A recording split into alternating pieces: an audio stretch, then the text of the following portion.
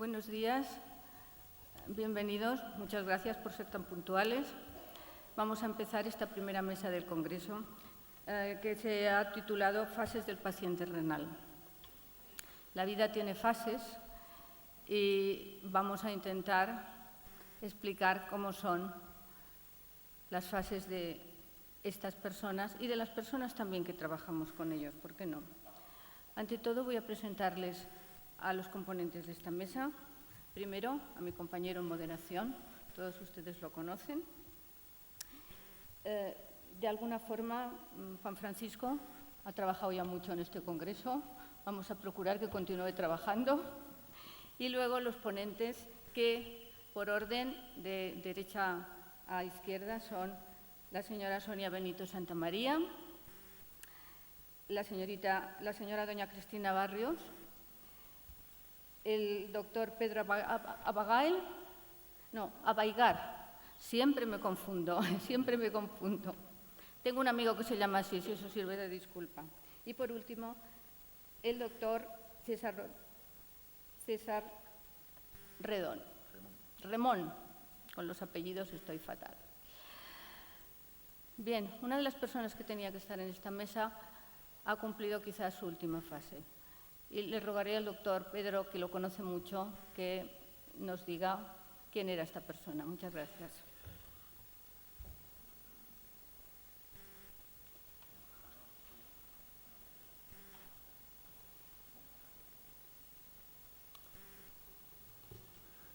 Buenos días. Lamento tener que hacer esta presentación enormemente, puesto que ayer falleció José Manuel Madruga, que era el paciente que habíamos elegido para que nos explicara su experiencia en el tratamiento de la enfermedad renal. Entonces voy a hacer un breve un breve resumen en su memoria. José Manuel era un sacerdote de vocación. Él siempre decía que su vocación había sido sacerdote desde niño. Posteriormente y ahora se dedicaba a llevar el control de las misiones en la diócesis de Burgos. Se ordenó sacerdote en Burgos y estuvo en América Latina durante 18 años, hasta que cayó enfermo. Él decía que un misionero tenía que morir en el surco, aunque siempre comentaba que él no quería ser ninguna carga para nadie, y menos para sus compañeros en aquellas condiciones tan difíciles, por lo que regresó, estuvo unos años en Madrid y desde hace unos años está con nosotros estaba en nuestra unidad de diálisis. Ha estado 9 años en diálisis peritoneal y 6 años en hemodiálisis. Y ahora, además de la labor en la diócesis, ayudaba en una parroquia aquí en San Juan Evangelista. Él decía que tenía asumida la enfermedad y, he entrecomillado algunas frases que creo que son suyas, que decía con respecto a los profesionales que le atendíamos. Naturalmente tenía más contacto con las enfermeras y con las auxiliares que con nosotros, pero era un hombre muy asequible, y él decía que lo que le impresionaba era la dedicación que le dedicábamos a todos los pacientes. Entonces, yo espero que el Dios misericordioso, el que él tenía mucha fe, le tenga en su memoria. Finalmente,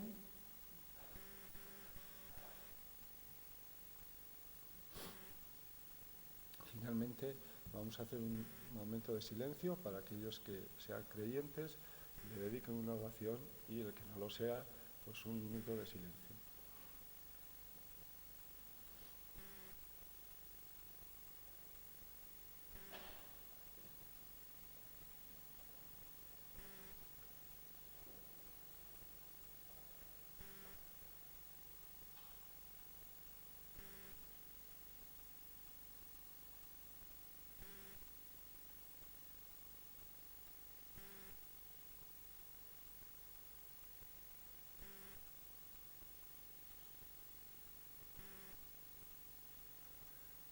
si descanse en paz, podemos seguir.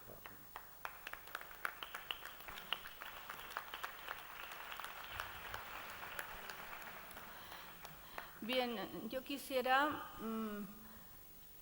expresar nuestras condolencias a las personas que lo han atendido, pero también lanzar un mensaje de esperanza, porque yo pienso que siempre que fallece un paciente tenemos una sensación de fracaso. Nosotros no queríamos eso. Entonces, lo único que podemos hacer para continuar adelante con alegría es pensar si hicimos por él lo mejor. Entonces, yo creo que por esta persona concretamente hicieron lo mejor. Lo mejor. ¿Por qué? Porque sus compañeras me comunicaron que qué lástima, con la ilusión que él le hacía el participar en esta mesa. Entonces, que alguien fallezca después de una trayectoria profesional, de una trayectoria como persona, como ser humano, que alguien fallezca con una ilusión es lo mejor que todos tendríamos que desear para nosotros. O sea, que a la vez de expresarles nuestras condolencias, felicitarlos por lo bien que lo han hecho. Muchas gracias.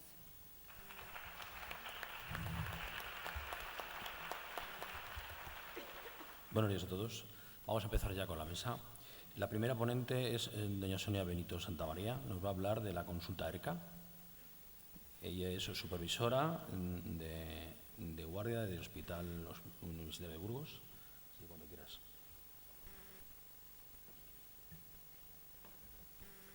Bueno, buenos días a todos y a todas.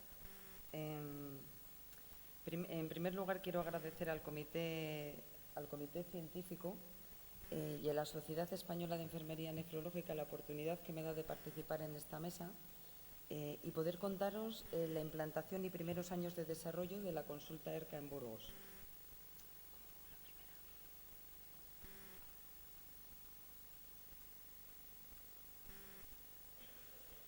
Bien, bueno, pues no podemos hablar de salud sin tener en cuenta la autonomía del paciente. El paciente va a ser libre para tomar sus propias decisiones. No va a ser posible esta toma de decisión si el paciente no está bien informado. Y la información hoy en día que viene por tantos canales, algunos de ellos erróneos, en cuanto a la salud solamente puede venir proporcionado y dirigido por los profesionales. De esta manera, el paciente va a adquirir unos conocimientos y va a tener la capacidad de tomar las decisiones a lo largo de todo su proceso. ¿Qué nos dice el estudio EPIRCE en cuanto a la enfermedad renal? Bueno, pues nos dice que la prevalencia de la enfermedad renal crónica en cualquiera de sus estadios afecta al 10% de la población adulta y un 7% ronda entre el estadio 3A y 5. Este fin de semana, como todos sabéis, ha tenido lugar el Congreso de Nefrología, el Congreso Médico, y el Hospital Universitario Central de Asturias ha presentado un trabajo con una muestra de 11.500 pacientes, donde ya se habla de una prevalencia del 15% de pacientes que están, es decir, de personas que están afectadas de la enfermedad renal. En el Diario de Burgos, que ha sido publicado el viernes, por ejemplo, en Burgos, 27.000 personas padecerían enfermedad renal crónica y el 40% todavía no lo sabemos. ¿Qué le supone esto al Sistema Nacional de Salud? Bueno, pues un grave problema de salud pública por su elevada incidencia y prevalencia, por la elevada morbimortalidad y por el elevado coste. Elevado coste porque supone un elevado consumo de recursos sanitarios, un elevado consumo de fármacos que se toman de manera crónica, una elevada comorbilidad cardiovascular sobre todo y la situación final que no es otra que la terapia renal sustitutiva. En atención especializada supone un 4% del gasto, siendo el número de pacientes afectados menor del 1%. Según la OMS, publica en unos estudios y sitúa la enfermedad renal en el número 12 de la lista de las principales causas de muerte en el mundo. Bien, pues una asistencia óptima antes del tratamiento que debe incluir la detección precoz. Existen numerosos estudios que avalan que una detección precoz y una remisión adecuada de los pacientes con enfermedad renal mejora la morbilidad a largo plazo y aumenta la calidad de vida. Deberemos tener intervenciones para retardar la progresión, prevenir y tratar las complicaciones y, sobre todo, información, formación y educación en el autocuidado. Adecuar también la preparación para la terapia renal sustitutiva e iniciarla de forma programada.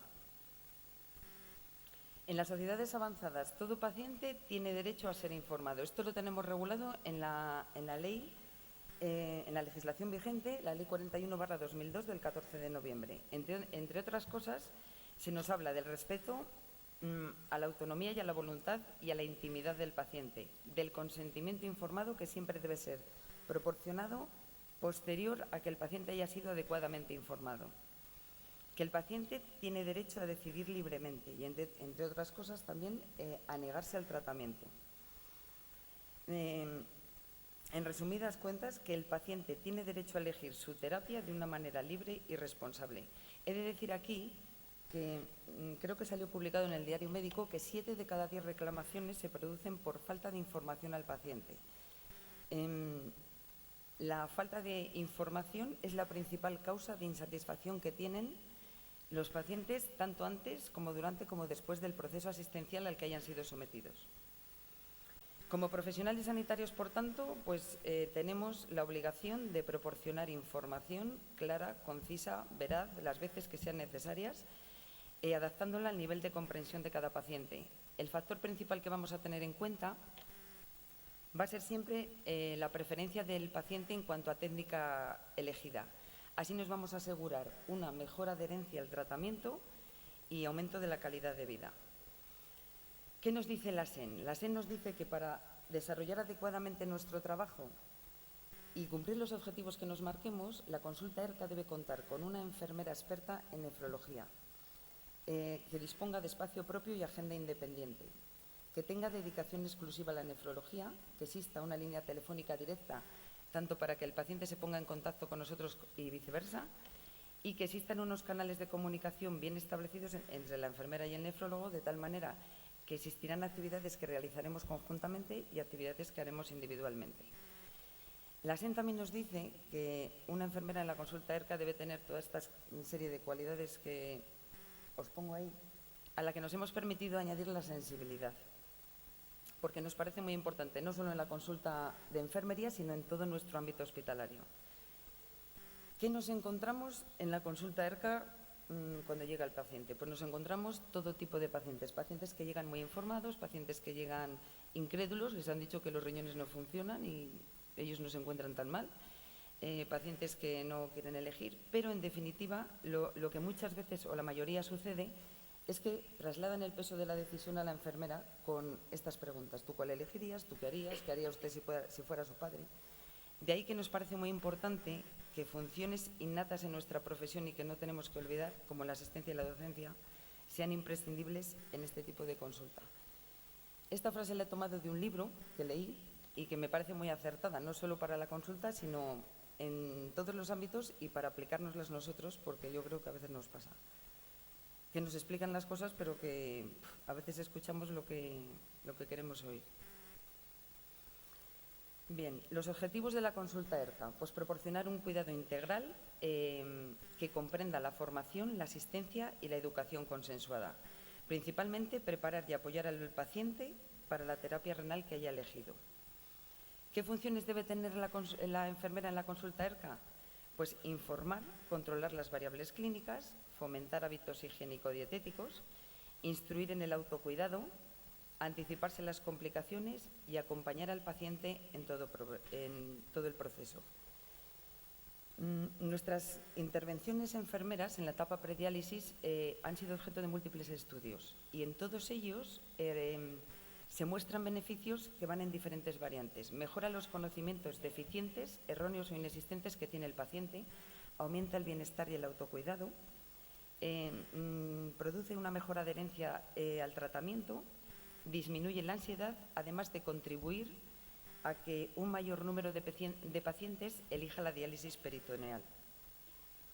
¿Qué es conveniente, por tanto? Pues es conveniente que el paciente asimile todo este proceso sin ansiedad, Para ello, imprescindible que el paciente sea remitido a la consulta en las fases precoces, cuando todavía existen meses o mucho tiempo para el inicio de la técnica. Otro tipo de estudios también demuestran que la remisión precoz del paciente nos permite poner en marcha el protocolo de actuación para la terapia que haya elegido el paciente y evitamos muchas complicaciones y uso de accesos temporales. Que el tiempo que dedicamos en la consulta sea un tiempo suficiente. Con ello disminuiremos mucho su ansiedad y el temor a lo desconocido, que así a veces llega. Que la entrega del material la hagamos de modo escalonado, porque así nos vamos a garantizar que el paciente comprende perfectamente cada detalle de la técnica y que resolvamos dudas. Nos garantizamos, pues, lo que acabo de decir, que la elección de la terapia por parte del paciente lo haga de manera coherente, que se adecue a su estilo de vida y que se programe con antelación el inicio del tratamiento. Bueno, ¿qué ha pasado con nuestra consulta ERCA en Burgos? Bien, con el traslado del hospital, cuando nos trasladamos al nuevo hospital, surgieron una serie de oportunidades en nuestra unidad y una de ellas fue la creación de la consulta ERCA. Fue allá por marzo del 2013 y lo primero que nos planteamos, lo primero que nos llamaba a todas la atención fue evitar esta pregunta que os he puesto en rojo. Cuando los pacientes entraban en la unidad de hemodiálisis y llevaban 3 días, llegaba el fin de semana, bueno, que pase usted buen fin de semana, hasta el lunes. ¿Pero cómo que yo tengo que venir el lunes? Quiero decir, la falta de información, es decir, lo que nos planteamos era sobre todo que el paciente cuando entre en una terapia esté perfectamente informado. Bueno, no teníamos un espacio propio al principio, sino que teníamos una consulta que compartíamos con otras actividades y con los únicos recursos que contamos fue con los recursos de la unidad de hemodiálisis. Con estos recursos y con el entusiasmo que pusimos todas, pues hemos puesto en marcha una consulta que no es óptima, pero bueno, mejora con mucho lo que había, que era nada, no teníamos consulta ERCA. Utilizamos material orientativo de acuerdo a las necesidades que se nos iban planteando, no teníamos protocolos demasiado establecidos y el modelo de consulta que utilizamos fue el modelo basado en la gestión de procesos. La sistemática fue siempre la misma. En la primera visita se le explicaba al paciente el motivo de la consulta, por qué había sido derivado ahí, si lo sabía, y le hablábamos un poco de la función renal que tenía en ese momento. Hablábamos de la dieta, de los fármacos que tomaba, por qué y cómo, y al finalizar la visita se le entregaba un documento explicativo de todo lo que se había hablado. En el resto de visitas se amplía información, se utilizan medios audiovisuales y se realizan visitas a la unidad. La respuesta del paciente ha sido muy variada, pues porque cada paciente es distinto y las situaciones clínicas son individuales, pero generalmente ha tenido muy buena aceptación por parte del paciente. Siempre se les ha dado la oportunidad de que acudan las veces que consideraran necesarias, bien para aclarar, para reforzar o para ampliar información. ¡Ay! Lo he apagado. Perdonad. Bien, ha sido este año 2017 cuando la consulta de enfermería ERCA depende única y exclusivamente del servicio de hemodiálisis. Contamos con una enfermera propia, trabajamos en colaboración del dietista, el psicólogo y el trabajador social y toda la información desde el año 2013 está recogida en la historia clínica de cada paciente, de tal manera que cualquier profesional puede consultarla. Con motivo de este congreso, nos preguntamos que si lo estábamos haciendo bien o no y hemos tomado una serie de datos desde el año 2013, desde marzo del 2013 a junio del 2017 y estos han sido los resultados más relevantes. En esta etapa de tiempo hemos tenido 267 pacientes en terapia renal sustitutiva, de los cuales 140 han pasado por la consulta ERCA.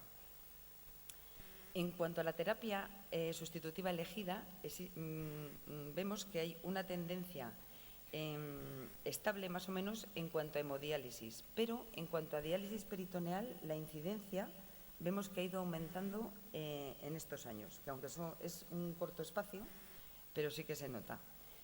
De los pacientes que han pasado por la consulta ERCA, hay una clara diferencia también de los que acuden a hemodiálisis con el acceso vascular ya hecho. Y si analizamos los pacientes que entran en hemodiálisis con catéter, la mayoría de ellos no han pasado por la consulta ERCA, que son los moraditos. excepto en el año 2016, que lo pongo ahí en un círculo, porque hubo una serie de controversias o de problemas con el servicio de cirugía vascular y esto hizo que se enlenteciera mucho la realización de los accesos. En el 2017, como veis, aunque no es un año completo, ya está corregido. Y en cuanto a diálisis peritoneal, la incidencia, como veis en la línea de abajo, la incidencia de los pacientes ha ido en aumento de tal manera que en el año 2013 empezamos con 16 pacientes en programa de diálisis peritoneal y hasta junio del 2017 contamos con 34. Con lo cual, las conclusiones, bueno, pues no tenemos una encuesta de satisfacción realizada, pero que quizá debiéramos hacer, pero subjetivamente creemos que la satisfacción de los pacientes ha mejorado en cuanto a que han perdido el miedo a lo desconocido, están más informados y mejorará la adherencia al tratamiento. La consulta ERCA ha contribuido al desarrollo de la diálisis peritoneal y ha mejorado el número de pacientes incidentes en hemodiálisis con acceso vascular. Somos conscientes de que nos queda un largo camino por recorrer en cuanto a consolidación de la estructura de la consulta se refiere y posiblemente a mejorar la relación nefrólogo-enfermera en beneficio siempre del paciente. Lo siguiente que tenemos en mente, el siguiente objetivo es que la consulta ERCA sea un poco más dinámica, sobre todo aumentando el número de pacientes que pasan por ella, puesto que cuando ya están en programa vemos que supone más beneficio que perjuicio. Este es otro párrafo que he recogido de ese libro porque me parece muy importante y espero que os guste. Mi ponencia ha terminado y muchísimas gracias por vuestra atención.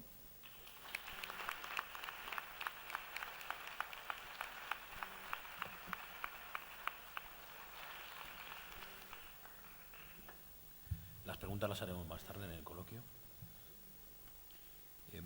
La segunda ponente es Cristina Barrios Rebollo, que nos va a hablar del traspaso programado de diálisis peritoneal a hemodiálisis. Cristina es enfermera de diálisis peritoneal, también del Hospital Universitario de Burgos. Cuando quieras, Cristina.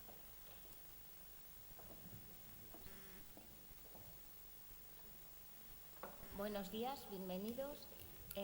Primero, dar las gracias al Comité Científico y a la SEDEN por hacerme partícipe en esta mesa. Voy a hablar de la salida programada de la diálisis peritoneal en hemodiálisis, tema que a veces genera un problema en las unidades. Como bien sabemos, la hemodiálisis, la diálisis peritoneal constituye, junto con la hemodiálisis y el trasplante renal, una de las opciones terapéuticas ofertadas al paciente con enfermedad renal crónica.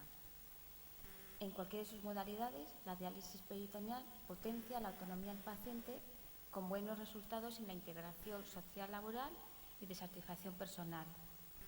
Actualmente, según los registros de la Sociedad Española de Nefrología, los pacientes incidentes en diálisis peritoneal superan el 11%, mientras que la prevalencia está alrededor del 6%. Al 1 de octubre, en Burgos, la prevalencia la tenemos al 15%. Dentro de los servicios de nefrología, la unidad de diálisis peritoneal y hemodiálisis debe mantener un contacto continuo y fluido, ya que en cualquier momento se puede transferir un paciente de una diálisis a otra. Y para que sea la forma más eficaz, el personal de enfermería debe de estar entrenado en ambas técnicas. ¿De qué va a depender la supervivencia de la técnica? Bueno, pues por una parte de la experiencia del centro. Cuanto mayor sea el número de pacientes tratados, menor va a ser la tasa de transferencia. Y por otra parte, del entusiasmo del personal sanitario responsable del tratamiento de diálisis peritoneal, que pueden pensar, realizar pautas individuales y flexibles a cada paciente. Existen unos factores que pueden influir en el fracaso de dicha técnica, como es el efecto centro, que lo acabo de mencionar, la evolución de la técnica en el tiempo. Hoy en día, gracias a los avances técnicos, sobre todo respecto a los sistemas de conexión, a las soluciones que son más biocompatibles, a las dobles bolsas, se ha producido un cambio importante en la expectativa de la supervivencia de la diálisis peritoneal. La edad. Algunos autores dicen que hay mayor supervivencia en los jóvenes que en los mayores. Y dentro de la modalidad de tratamiento, la diálisis peritoneal automatizada tiene mayor supervivencia. Sin embargo, la supervivencia de la diálisis peritoneal es mucho más inferior que a los pacientes que están en tratamiento con hemodiálisis. Las salidas de diálisis peritoneal van a estar causadas por un fallo precoz y por un fallo tardío de la técnica, excluyendo siempre el fallecimiento, el trasplante renal y la recuperación de la función renal. El fallo precoz de la técnica va a ser aquel que ocurre durante los 6 primeros meses. Suelen ser salidas temporales, pero muchas veces se pueden convertir en definitivas cuando no lo solucionamos. Entre ellas tenemos el mal funcionamiento del catéter, se produce por atrapamiento del propio catéter, por el atrapamiento por un epiplo de una asa intestinal, por acodamiento, por adherencias previas a intervenciones quirúrgicas o por migración decididante de catéter. Otra de las causas es la fuga de líquido, que puede ser precoz y tardía. La precoz ocurre en el proceso de la cicatrización del catéter y la fuga es alrededor del orificio.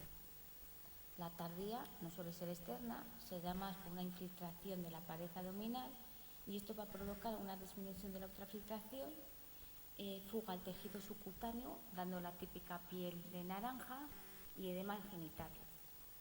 Dentro de las fugas de líquido tenemos una complicación importante, es el eritrotoras, ocurre al principio de la diálisis peritoneal y es de salida inmediata. Se da más en mujeres en el lado derecho del pulmón y se produce por el paso del líquido a la cavidad pleural.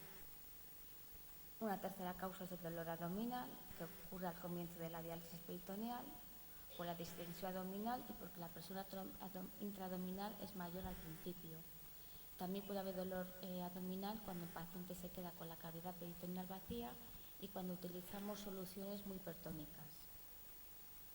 Una cuarta causa de fallo precoz muy importante son las infecciones. Definimos infección del orificio como el enrojecimiento pericatéter y sudado en el seno con o sin cultivo positivo y puede acompañarse de dolor y induración de la piel. La infección del túnel subcutáneo puede ocurrir sin que exista la infección del orificio y puede acompañarse de la extrusión de tracón. Ambas son causantes de episodios de peritonitis y producen una importante morbilidad. Los gérmenes más frecuentes son Staphylococcus aureus, entre el 40 y 60%, Staphylococcus epidermidis, un 40%, y las pseudomonas, entre un 10 y un 15%. Se ha calculado que la transferencia de diálisis peritoneal a hemodiálisis causada por la infección del catéter está alrededor del 20%. Dentro de las infecciones tenemos la peritonitis, que es una de las complicaciones más graves de la diálisis peritoneal y se suele dar más en pacientes en diálisis peritoneal automatizada. Como bien sabemos, la peritonitis es una inflamación de la membrana peritoneal causada por una infección.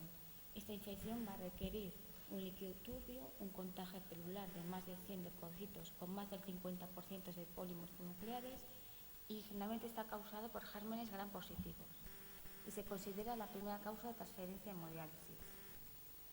Los factores de riesgos asociados a la peritonitis, todo el mundo los conocemos, como son los sistemas de conexión, las infecciones del túnel orificio que le acabo de mencionar, todos los pacientes que sean portadores de nasales de Staphylococcus aureus, incluso con el estado anímico y el clima.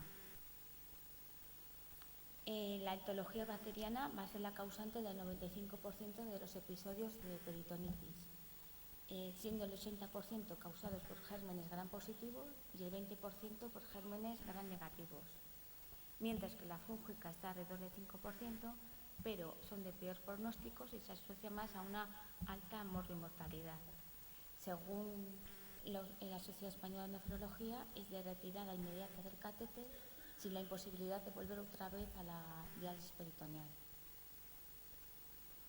Todo paciente que sufra un episodio de infecciones, sobre todo las peritonitis, deben ser reeducados o insistirles en que en el momento que reconozcan sus signos y síntomas de una infección, acudan de forma inmediata a su centro de diálisis para ser tratados y posteriormente serán necesarios hacer un retratamiento sobre la técnica.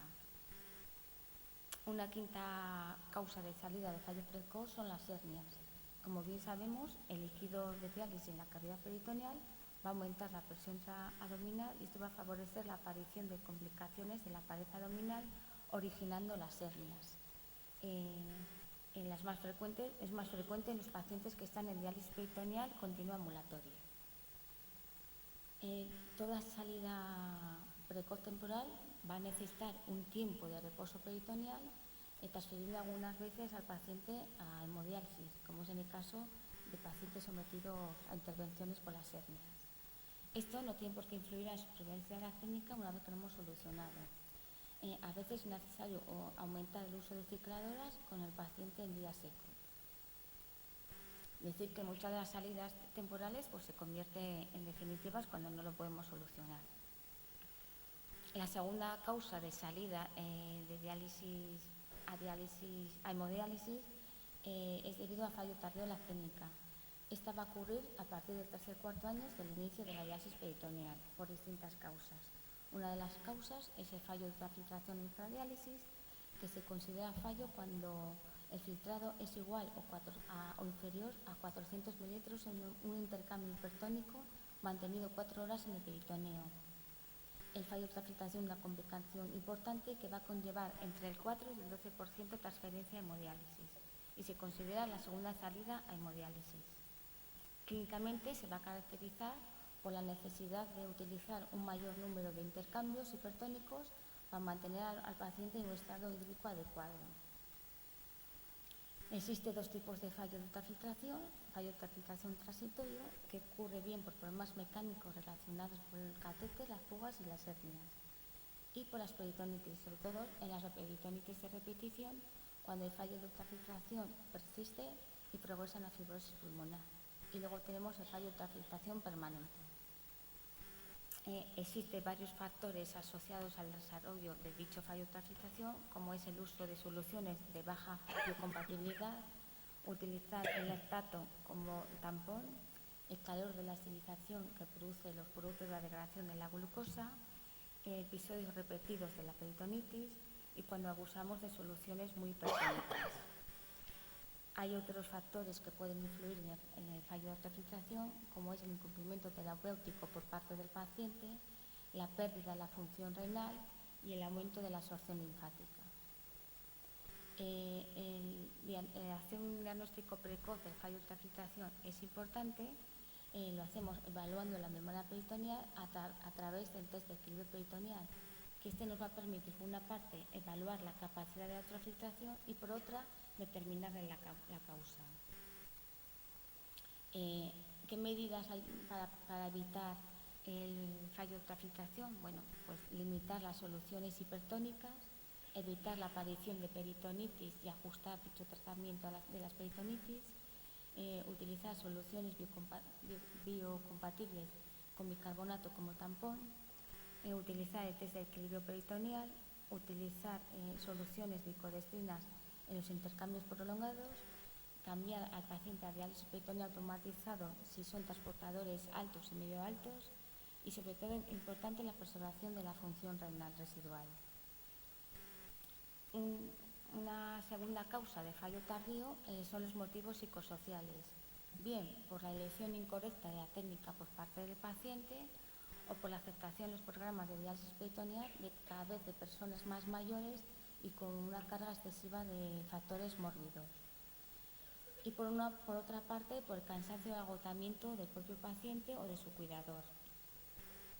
Existen muchas más causas de fallo tardío de la técnica, bien por la presencia de una dieta hiperhemodinámica severa, cuando el paciente presenta problemas respiratorios importantes, complicaciones cardíacas y diabéticas, pacientes que son intervenidos quirúrgicamente de abdomen y cuando existe una ganancia o pérdida excesiva de peso no relacionada con los fluidos.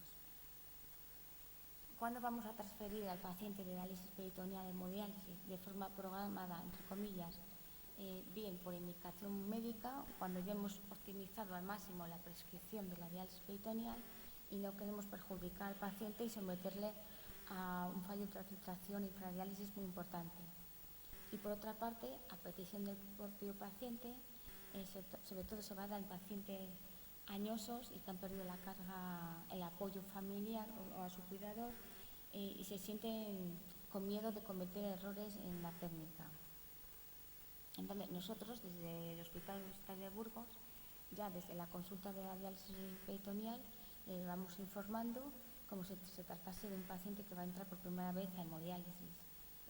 Se le informará de la técnica de la hemodiálisis, qué accesos vasculares van a necesitar, dependiendo de su árbol vascular se le llevará a cirugía vascular para hacer una fístula o a radiología vascular para hacer un catéter permanente. Comunicamos al servicio de hemodiálisis la entrada de un nuevo programa para que nos dé horarios, tipo de transportes, el programa de aquel paciente que no quiere salir, que quería continuar diálisis peritoneal, pues si es necesario se pondrá en contacto con el servicio de psicología. Como ha comentado mi compañera Sonia, desde que se implantó la consulta ERCA en el año 2013, hemos visto que de forma progresiva ha ido aumentando la elección de la diálisis peritoneal por parte de los pacientes y cuya salida en estos años han sido mínimas y siempre causadas la mayoría de las veces causadas por episodios de peritonitis. Y aquí hemos excluido a los pacientes trasplantados y fallecidos. Todo paciente los crónicos, que cuando bien por agotamiento, cansancio, llega un momento que hacen las cosas por rutina. Entonces, antes de cometer los errores, es importante hacerles un reentrenamiento de la técnica. ¿Para qué? Bueno, pues para detectar y corregir los posibles problemas del paciente relacionados con la técnica y los cuidados que deben de ejercer, para reforzar los conocimientos sobre la aparición y las resoluciones de las complicaciones, para optimizar los conocimientos adquiridos, para reducir las complicaciones infecciosas, que es importante, y reducir la morbimortalidad, y sobre todo para proporcionar seguridad al paciente y a la familia. Y para finalizar, decir que las distintas técnicas de diálisis son complementarias, que las técnicas se tienen que adecuar al paciente y no al revés. Por tanto, hay que valorar la técnica de acuerdo a las necesidades y preferencias del paciente. Importante individualizar los tratamientos. Que el cambio de la técnica no va a significar el fracaso del equipo tratante ni de la elección del tratamiento por el paciente, pero a veces sí la frustración por ambas partes. Es importante saber dónde está el límite de la técnica, ya que si mantenemos al paciente en situaciones de infradiálisis o dificultad para mantener un estado hídrico adecuado, podemos perjudicar al paciente y aumentar la morbimortalidad. Y a reflexionar sobre esos límites, que no podemos olvidar la importancia de la presión emocional y psicológica que puede ocasionar la diálisis peritoneal a las familias, cuidadores y a los pacientes. Muchas gracias.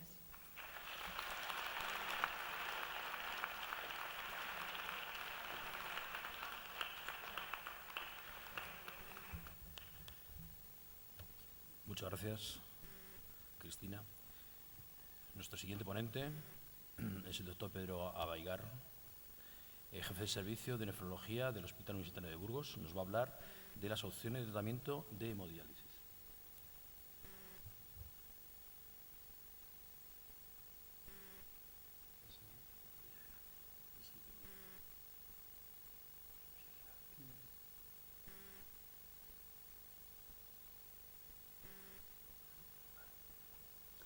Bueno, buenos días, muchas gracias al comité organizador por haberme ofrecido la posibilidad de hablar de las técnicas de hemodiálisis, que es algo que hacemos todos los días y que se supone que tenemos que conocer todos bien.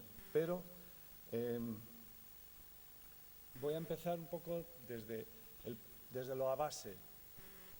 La base es qué es la hemodiálisis, en qué principios se basa, qué es lo que medimos para decir que hacemos bien, regular o mal, cómo son las técnicas que utilizamos y cuáles son las exigencias que necesitamos para ello. Bien, la base de la diálisis se realiza en una fibra capilar. Ahora todos los dializadores son de fibra capilar y se basa en una fibra capilar.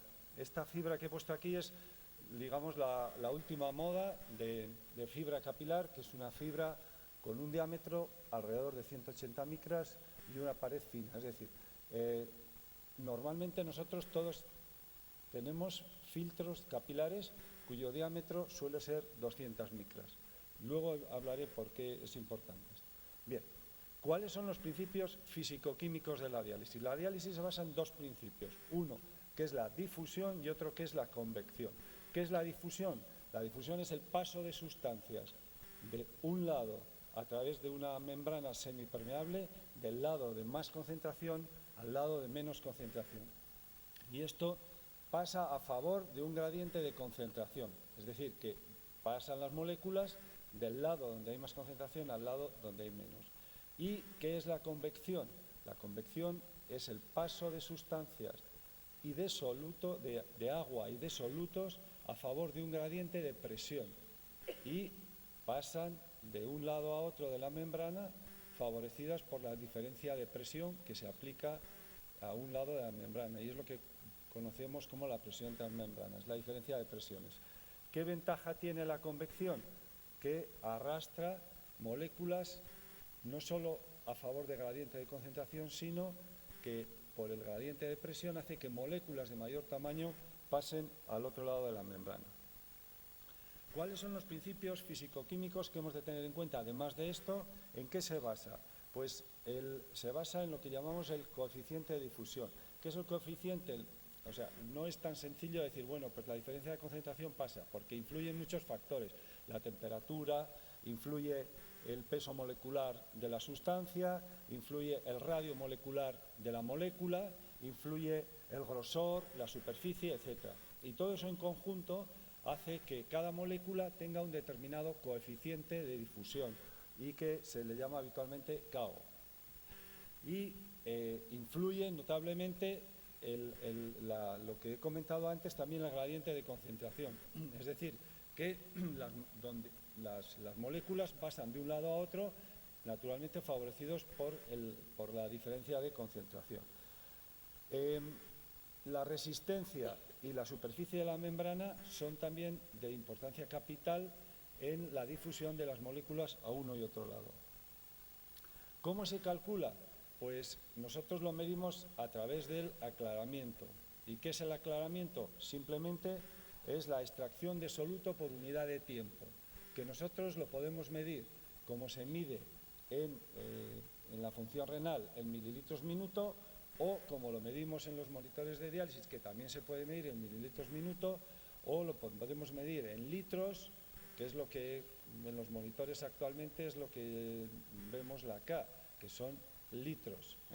¿Y esos litros qué son? Litros que se han depurado, que se han limpiado de sustancias, que lo hacemos por unidad de tiempo y que generalmente lo aplicamos a la duración de la diálisis, y es lo que llamamos el KT. ¿De acuerdo?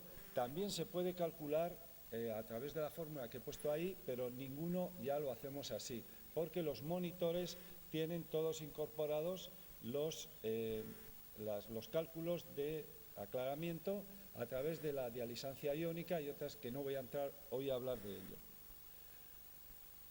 Bueno, segundo principio que habíamos dicho que era la diálisis, difusión hemos hablado, ahora vamos a hablar un poquito de la convección.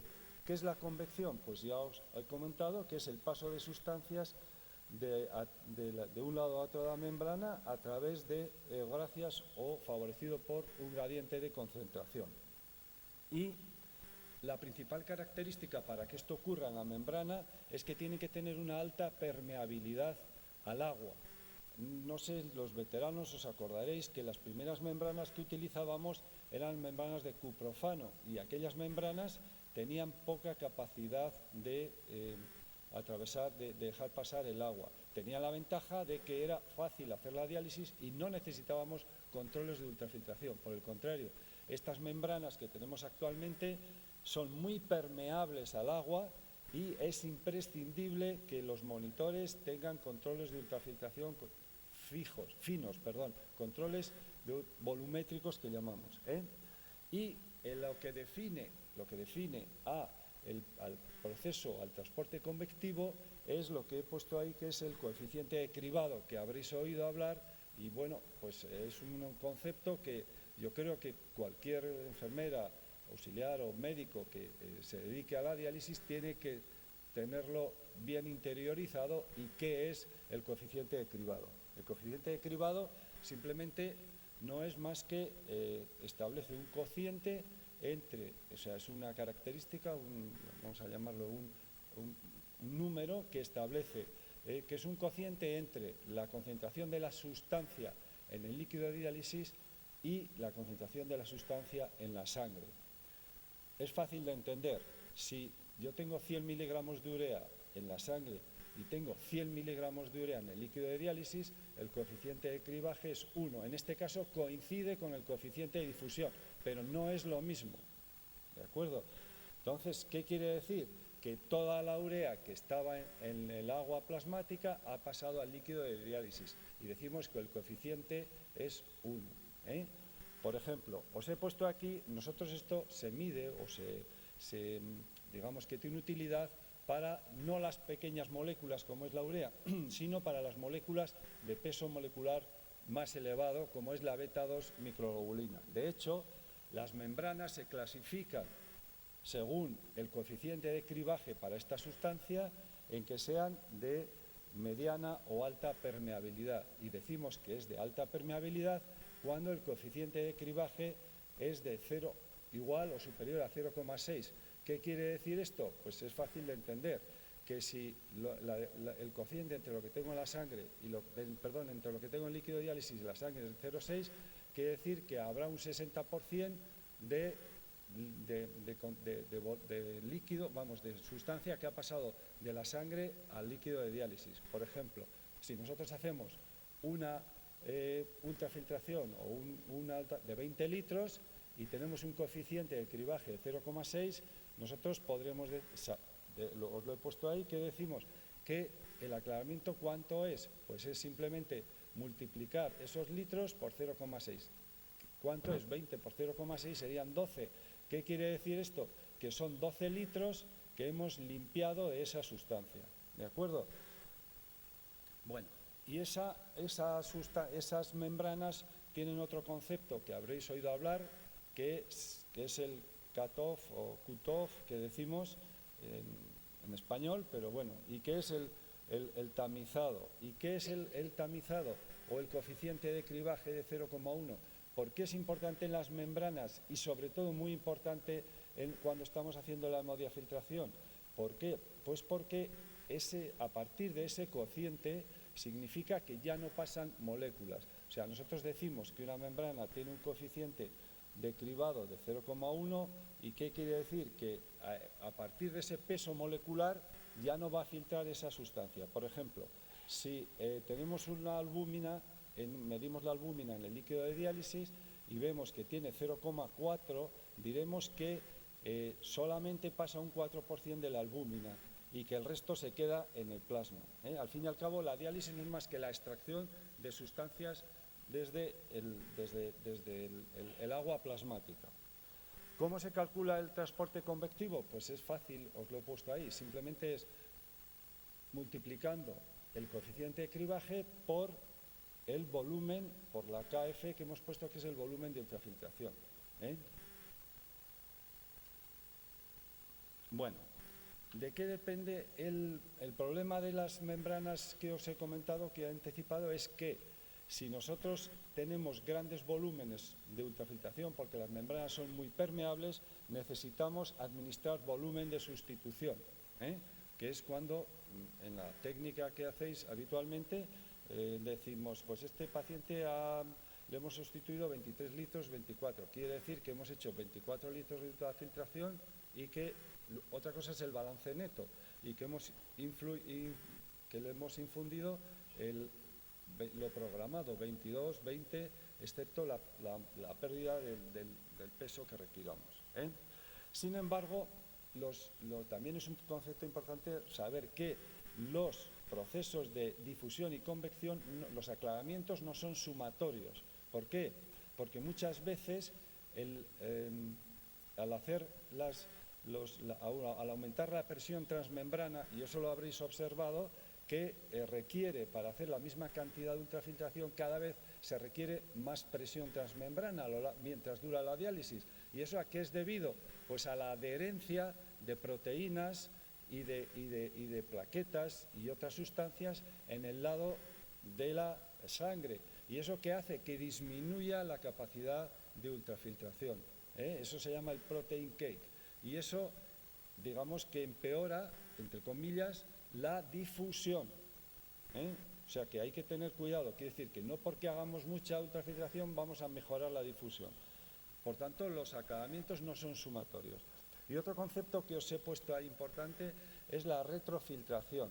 ¿Qué ocurre durante el transporte convectivo? Pues que en la primera parte del dializador, lo voy a explicar más fácil aquí, aquí en esta gráfica se ve mejor. En la primera parte del dializador, o sea, en la primera parte cuando la sangre entra, como no hay protein cake, no hay, digamos que los poros están limpios, existe un paso de agua hacia el líquido de diálisis. Este es el líquido de diálisis, bueno, ya sabéis que llevan sentidos contrarios y en rojo está el paso de la sangre y en azul el líquido de diálisis. Bueno, en la primera parte del dializador, ¿qué ocurre? Que el líquido de la sangre pasa al lado del líquido de diálisis, es decir, y en la segunda parte ocurre lo contrario, desde el líquido de diálisis pasa agua a la sangre. ¿Por qué es así? Pues porque se han invertido las presiones, porque eso ocurre, es un fenómeno que ocurre dentro del dializador y que nosotros no apreciamos, pero es un fenómeno real. Esto ocurre en todos los dializadores que estamos utilizando de alto flujo. Es importante que esto nos obliga a tener, otra de las características que obliga la convección es tener agua ultrapura para que no haya paso de toxinas. Bien. El transporte convectivo tiene importancia capital el tipo de membrana. En esta diapositiva he mostrado que estas son lo que he comentado antes, las membranas de baja permeabilidad, y aquí he puesto el coeficiente de cribado en el lado izquierdo y el peso molecular de las sustancias. Entonces, en esta gráfica se dibuja lo que es la membrana glomerular normal, estas son las membranas de alta permeabilidad y esta es la de baja permeabilidad.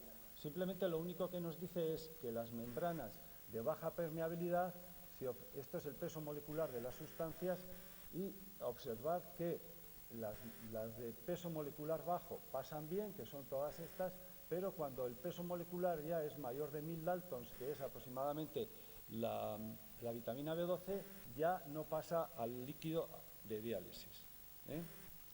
Bueno, en esta diapositiva resumo brevemente qué es la difusión, que es lo que vuelvo a comentaros, que es la base de la hemodiálisis, favorable, o sea, membrana semipermeable de bajo flujo, paso de sustancias, que son las esferitas pequeñas, la convección, que son membrana semipermeable, paso de membranas, paso de moléculas de mayor peso molecular, que es la hemofiltración.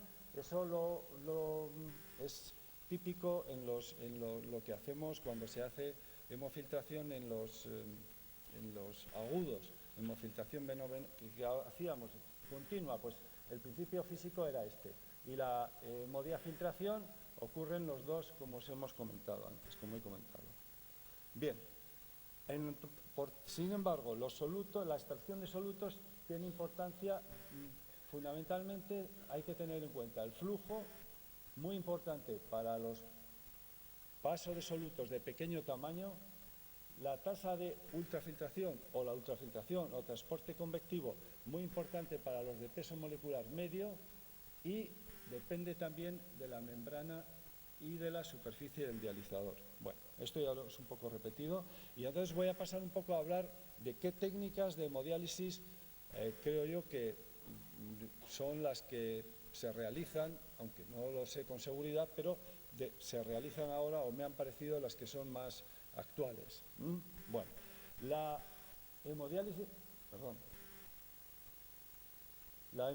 de alto flujo en realidad es una hemodiálisis convencional con una fibra de las que hemos dicho, las que hemos comentado, de alto flujo. O sea, una hemodiálisis convencional con una fibra de alto flujo, lo único que tienes que tener es un monitor que tenga control de ultrafiltración para que no haya pérdida no deseada de líquido.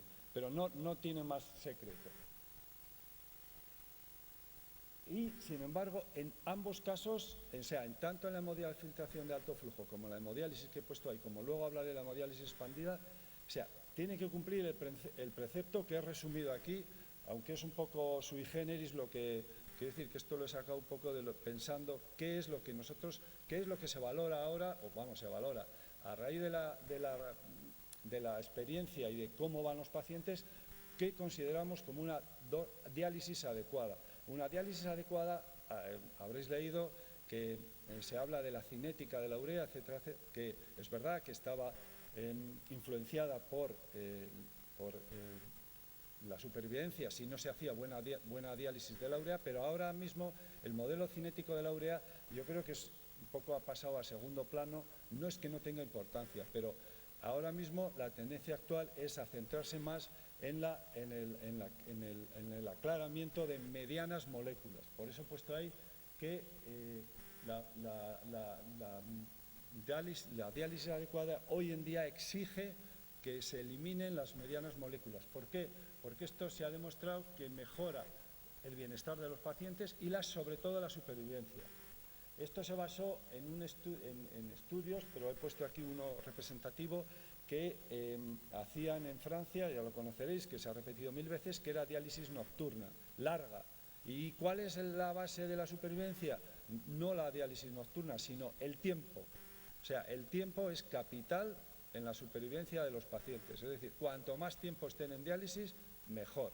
Otra cosa es que los pacientes no quieran, pero es mejor 5 horas que 4, y es mejor 6 que 5, y es mejor 7 que 5, ¿de acuerdo? Pero es verdad que los pacientes, pues oye, hay que buscar un equilibrio, pero hay que metérselo en la cabeza, que eso de 3 horas o 3 horas y media, eso me pone de los nervios, porque eso sabemos que a la larga no es bueno para los pacientes, ¿de acuerdo? En este sentido, en Europa, sobre todo, se ha introducido para favorecer este aclaramiento de medianas moléculas, se ha introducido la hemodiafiltración online de tal manera que está generalizada en Europa, pero curiosamente en Estados Unidos todavía no se hace esta técnica, o no se hace como se hace aquí, y mucho menos como lo hacemos en España. Por tanto, hacen peor diálisis que la que hacemos aquí, porque tampoco les hacen más tiempo que aquí, Entonces, bueno, en este sentido diremos que, bajo mi punto de vista, la hemodiafiltración online es un poco la técnica patrón oro de la hemodiálisis hoy en día, Bueno, ¿y qué requiere? Pues una técnica que requiere, ya os he dicho, que requiere membranas de alta permeabilidad, que combina la difusión y la convección, y que se alcanza una alta tasa de ultrafiltración, por lo que se debe administrar líquido de sustitución, que eso pues lo hacemos de rutina, y que este líquido de sustitución tiene que estar obligatoriamente fabricado con agua ultrapura. De ahí nuestra insistencia en el control bacteriológico y físico y químico del líquido del agua de diálisis, que es un poco pesado y que nuestras enfermeras hacen extraordinariamente bien, porque lo vigilan y las auxiliares que lo vigilan con escrupulosidad, Bueno, aquí he puesto una representación, una gráfica de cómo un poco me apetecía, porque es un poco histórico para hacernos idea de lo que ocupa la difusión en la diálisis, lo que llamamos membranas de bajo flujo, es decir, las clásicas membranas que teníamos antes. Como veis, tenían buena difusión para estas moléculas, pero mala difusión para las moléculas de peso molecular más elevado. O sea, por tanto, bien, y la convección, moléculas de alto flujo, que es la hemodiálisis de alto flujo, y nosotros estaríamos aquí, la hemodiafiltración, que son, aclara bien, moléculas como la beta-2, o sea, moléculas de peso molecular entre 11.000 y 5.000 daltons, y la hemofiltración pura, que no se hace como técnica rutinaria de hemodiálisis, Bueno, ¿cuáles son las características clínicas que hacen que a la hemodiafiltración online se la pueda considerar como patrón oro, como la mejor técnica actual? Pues he puesto solo las ventajas, no he querido, que no he puesto los estudios, porque me parecía un rollo empezar a hablar de estudios, de no sé qué, de cuántos, de supervivencia, de patatín patada. No, yo he puesto lo que nos preocupa y que los que llevamos mucho en las unidades de diálisis hemos observado, que ahora los pacientes tienen menos números de hipotensiones intradiálisis. No quiere decir que no las tengan, pero tenemos a pacientes mucho mayores con muchos más factores comórbidos y ahora dices, pues no hacen tantas hipotensiones. ¿Que las hacen? Sí, pero no tantas, ¿no? Conseguimos un mejor aclaramiento de beta-2, es decir, que los pacientes tienen niveles más bajos de beta-2 microglobulina y, por tanto, una enfermedad que habréis visto los que sois más veteranos, que aparecía con frecuencia, que eran los dolores de hombros y la artropatía amiloidea, prácticamente ha desaparecido de las unidades de diálisis. Aunque esto es un poco cuestionado, yo creo que sí, que los pacientes están menos inflamados, es decir, que tienen niveles de proteínas inflamatorias más bajos, tienen mejor tolerancia a los balances de ultrafiltración, a pesar de todo, o sea, a pesar de que traen 4 o 5 kilos. Antes era impensable quitarle a un paciente 4 kilos de 85 años con una hemodiálisis convencional y ahora se le puede quitar. Es verdad que no se debe y que no se debe quitar más de 600-700 mililitros hora, pero se puede. Se consiguen buenos aclaramientos, sobre todo en medias moléculas, se consigue mejor control de la anemia y, sobre todo, y este sí que he citado el estudio, que me parece demostrativo, que el estudio del doctor Maduel en Cataluña demuestra que los pacientes viven más tiempo y tienen menos ingresos hospitalarios. Bueno, y ahora voy a hablar de otra técnica en la cual no tenemos experiencia. La anterior, nosotros podremos decir que hemos hecho alrededor de, si mal no recuerdo, más de 100.000 diálisis de hemodiafiltración online, pero por el contrario de lo que voy a hablar ahora, no tenemos experiencia, por tanto, solo voy a hablar de lo que he encontrado en la literatura. Pero me parece una cosa prometedora, al menos por lo que he leído. Bien, se basa es una hemodiálisis que le han llamado así, y ahora diremos por qué, en utilizar membranas más permeables, de esas que he puesto antes que se aproximaban a la membrana glomerular. Y tiene la peculiaridad de que la difusión y la convección ocurren dentro del dializador, no como en la hemodiafiltración online, que la convección, aunque ocurre la ultrafiltración dentro del dializador, la convección hay que infundir líquido, en este caso no, que elimina moléculas de peso molecular medio-alto, que no requiere monitores de alta tecnología, pero sí que tengan control volumétrico y que se puede usar, como he puesto ahí, con accesos vasculares malos, o sea, entiendo subóptimos, o sea, catéteres o fístulas que no sean buenas, que con la técnica, por la limitación del tiempo no he pasado a hablar qué necesitamos, pero para la hemodiafiltración online necesitamos buenas fístulas y buenos flujos de los catéteres, ¿no? Y en este caso, con menos flujos se puede realizar, pero también requiere agua ultrapura en el líquido de diálisis. He puesto lo que es un dializador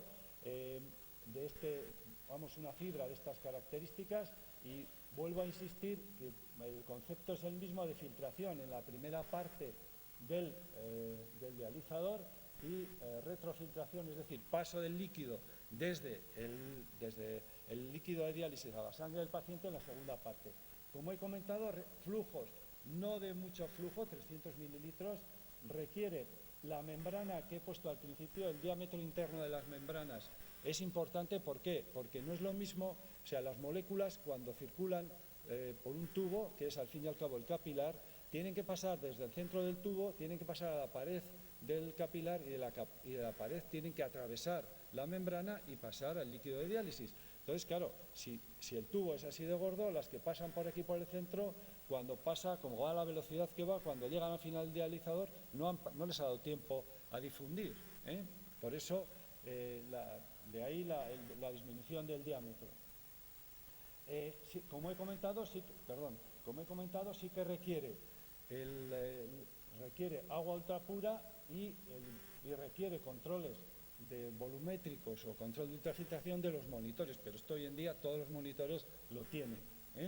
Y veis que no es necesario flujos de sangre elevados para que lo podamos hacer.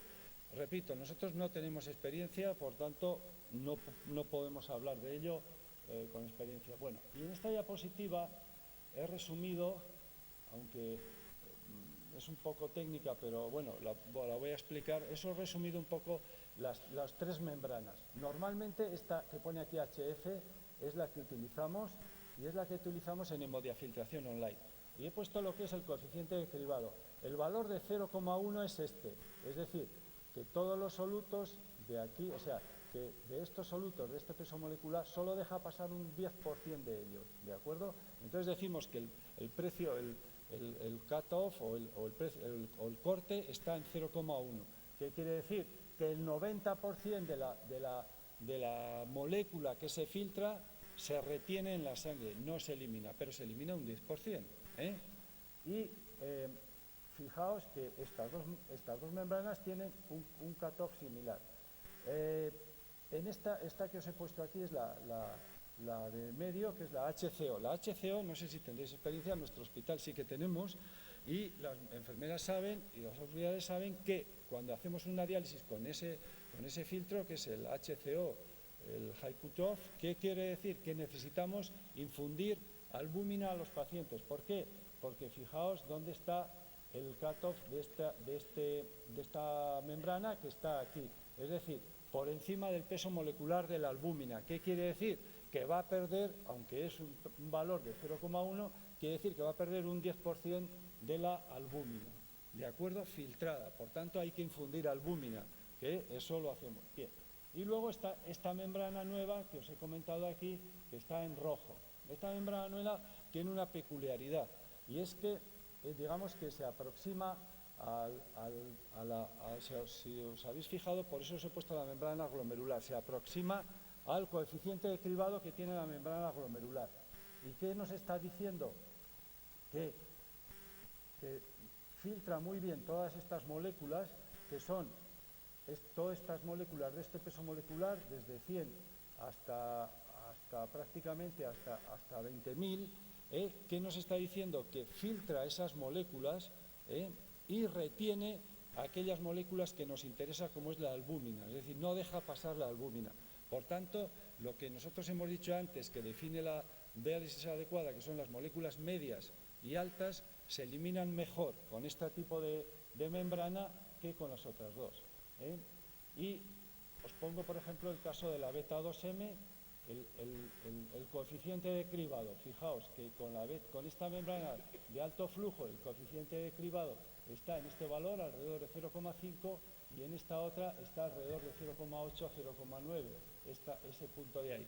¿Eso qué quiere decir? Que filtra mucho mejor la beta-2 microglobulina. ¿De acuerdo? Doctor Abegar, un minuto. Vale, gracias. Bueno, y tengo la última diapositiva.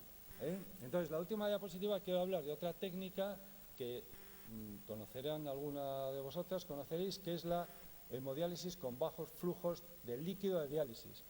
Y la he puesto adrede, sé que es una técnica que no es mayoritaria, nosotros la tenemos incorporada en el hospital y tenemos la experiencia de pocos pacientes, y es fundamentalmente domiciliaria. ¿Y en qué se basa? Pues se basa en los flujos lentos del líquido de diálisis. ¿Qué quiere decir esto? Que cuando el líquido de diálisis pasa despacio por el dializador, si va lentamente, se satura y abandona el dializador muy saturado. Y cumple uno de los principios clásicos que ahora no están en boga, pero que es el producto de hemodiálisis, que significa lo que he comentado antes, tiempo. Es decir, son tiempo y frecuencia. 2 horas y media, sesiones de 2 horas y media por 5 sesiones a la semana, es mucho mejor en horas, aunque sean a horas, que, por ejemplo, 12 horas a la semana. ¿De acuerdo? ¿Por qué? Porque se consigue que el líquido abandone el dializador muy saturado de sustancias. No necesita heparina, se controla muy bien la presión arterial, la anemia y el fósforo, no gasta luz o gasta menos, no necesitan obras y es portable. Y es una máquina que nosotros solo la utilizamos para hemodiálisis domiciliaria. Y bueno, muchas gracias, disculpan por el tiempo.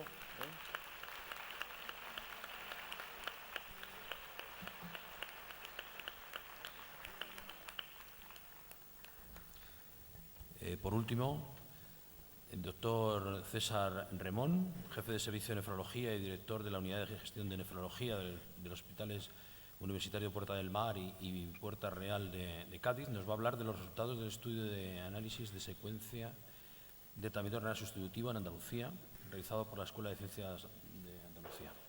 Cuando quiera.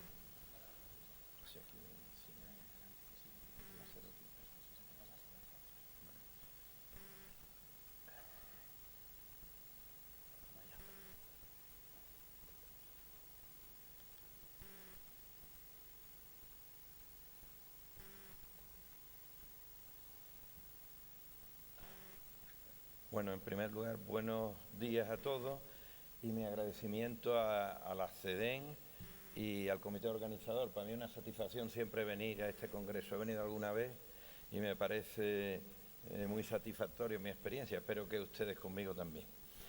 Me he quedado el último, estáis cansados y encima, lo que vengo a exponer es unos resultados, como pone ahí, de un estudio de análisis de secuencia del tratamiento renal sustitutivo en el Servicio Andaluz de Salud. Mirad, ¿qué de importante tiene este estudio? Para los que se vayan despistando, yo prometo recordar lo que creo que es importante y prefiero sacrificar los tiempos al coloquio, si se puede hacer. Mirad, ¿por qué secuencia? Lo habéis estado viendo durante esta mañana.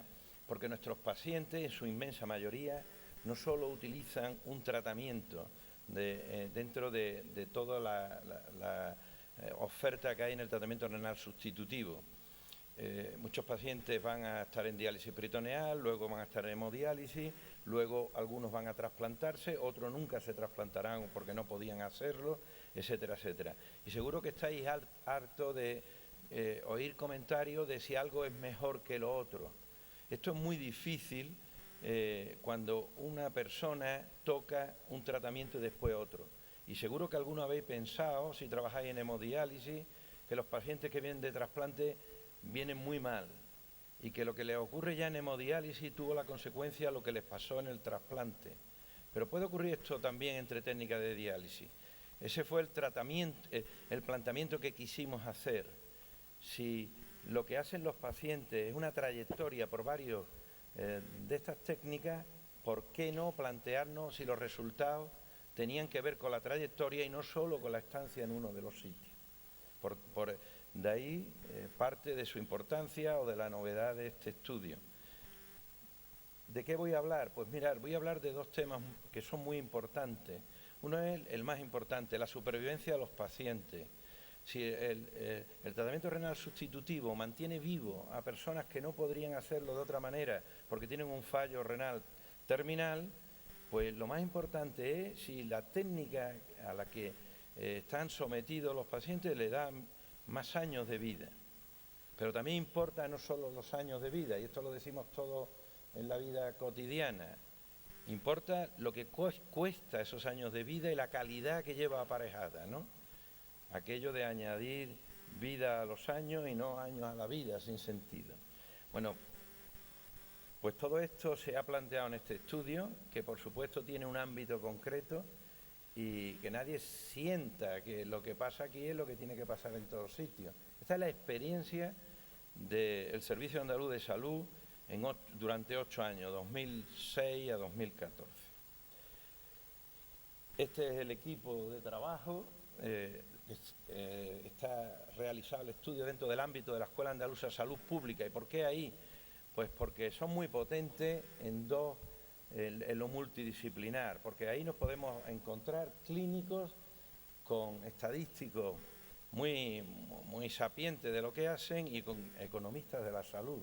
A veces no manejamos bien estos datos. Mirad, ¿y cuál ha sido el objetivo? El objetivo general, porque este trabajo tiene muchas ramas. Estáis escuchando algo que es aún preliminar, no en los resultados, pero sí está pendiente de publicación. Está enviado a publicar en diferentes revistas porque tiene, como veréis, muchas partes, pero ustedes vayan a escuchar los principales resultados aún no publicados. El objetivo principal fue analizar la relación coste-efectividad de diferentes secuencias de tratamiento sustitutivo renal en pacientes del sistema sanitario público durante estos 8 años, analizando también el impacto presupuestario que pudiera tener los escenarios si cambiábamos la secuencia, ¿no? Hoy alguna de mis compañeras ha hablado del costo terrible que tiene para los sistemas sanitarios el tratamiento renal sustitutivo. Mirad, ¿y qué secuencia estudiamos? Veis dejamos fuera la opción de primer tratamiento trasplante. Aquellos pacientes que se trasplantaron antes de entrar en diálisis no lo hemos estudiado, pero sí hemos estudiado dos tipos de secuencias. Primera opción, diálisis peritoneal o hemodiálisis, y si no eran trasplantables, si iban transferidos a la hemodiálisis o en la parte contraria a la diálisis peritoneal. ¿Y qué pasaba con los pacientes de los resultados en el trasplante según vinieran de diálisis peritoneal o de hemodiálisis? Como veis, muy ambicioso el planteamiento y seguro que nos quedan cosas todavía por hacer. Y además luego nos planteamos que queríamos hacer recomendaciones con estos resultados a pacientes y familiares. ¿Qué le podríamos decir a los pacientes y familiares? ¿Qué le podíamos decir a vosotros, a los que estamos en este contexto? Somos profesionales sanitarios. Y también qué le queríamos decir a los gestores y a los decisores en salud, porque al final todos decimos que debería de hacerse esto, pero que el que lo tiene que hacer no lo hace. Yo siempre digo de una forma simpática que el problema de la gestión sanitaria es que algunos consumen los recursos, otros los gastamos, que somos los profesionales, y otros los pagan, que son los gestores de la política sanitaria. Ese desencuentro es fácil de entender que sea frecuente. Mirad, no os canso con la metodología, pero sencillamente que sepáis, que podéis ver ahí, que incluimos todos los pacientes de más de 18 años y que habían estado en tratamiento renal sustitutivo en nuestra comunidad, y esto alcanzaba a 8.000 personas, ¿verdad?, que habían estado en tratamiento. Una N muy importante. Solamente extraímos aquellos que no, ya digo, que no habían entrado como primera opción en diálisis, sino en trasplante, y algunas particularidades que era una N muy poco. Pero seguro que los que estáis ahí sentados, que tenéis mucha experiencia a pie de pacientes, seguro que se os ocurre cómo van a comparar manzanas con peras. Mis pacientes, yo llevo hemodiálisis, son mucho peores que los que lleva mi compañera de DP, que son más jóvenes, trabajan, y esto también es una cosa que es una verdad absoluta y que si no se tiene en cuenta no valdrían para nada los estudios. Para eso se hizo un macheo, que no significa sino encontrar parejas iguales en los dos tratamientos. Esto reduce mucho la muestra, pero en nuestro caso fue importante el número. Conseguimos emparejar a 1.000 de nuestros pacientes, como veis ahí, para que fueran idénticos a aquellos que estaban en un tratamiento y en otro, y así poderlos comparar y que el error estadístico fuera menor. Bueno, ¿y qué aprendimos? ¿O qué objetivo primero teníamos? El más fácil. ¿Qué tratamos? ¿Qué perfil de paciente inician tratamiento en nuestra comunidad? Pues mirad, estos son los 8.000 pacientes seleccionados. Si veis, los pacientes, bueno, como sabéis, las nefropatías son más frecuentes en el hombre, pues eran mayoritariamente hombres, los que estaban vivos, los que estaban activos, inactivos, y cuando pone perdido no teníamos ese dato, y su origen. Y la edad media de los pacientes en Andalucía en este periodo era de 62 años y cuando morían de 71, ¿no? Y la media de tratamiento era sustitutivo. Pero más importante es todavía así, para que sepamos lo que hacemos tenemos que medirlo, ¿verdad? Y mirad qué nos salió. Pues mirad, nos salió que nosotros teníamos solo un 50% de pacientes que entraban programados, esto que se ha dicho aquí tantas veces. No lo hacíamos, ¿verdad?, o no lo hacemos también en Andalucía. La mitad de los pacientes no entraban de forma programada, ¿no?, cuando el nefrólogo había indicado que deberían entrar. Pero es que solo, si veis ahí, un 41% de pacientes entraban con fístula. Había un porcentaje, y hay un porcentaje muy alto, de pacientes con catéter transitorio. ¿Y cuántos pacientes entraban con cuidado por un nefrólogo por más de 6 meses? Solo el 74%. Incluso un 12% entraban al tratamiento renal sustitutivo sin haber sido vistos ni por enfermera ni por nefrólogo nunca, ¿no? De ahí la importancia de comparar todos estos parámetros para saber si los que estábamos comparando eran iguales.